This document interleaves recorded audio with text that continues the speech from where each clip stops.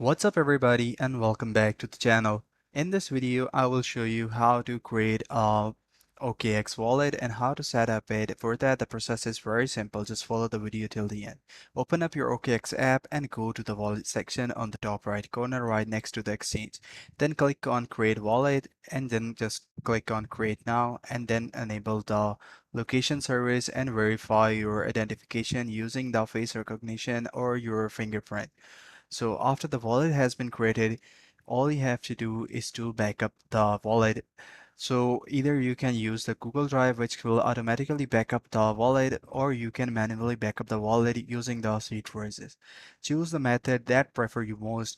I will tell you how to back up the wallet manually. In the manual section, all you have to do is to save the seed phrases. Either you can write them down in your notebook by hand, or you can save them as you like. So for that, the process is very simple. You have to verify your identity using fingerprint or face authentication. Then click on the seed phrases and you will see the seed phrases. So after that, you will continue and they will ask you the seed phrases for the specific numbers and then you have to give them the seed phrases. So that's how you can set up the OKX wallet.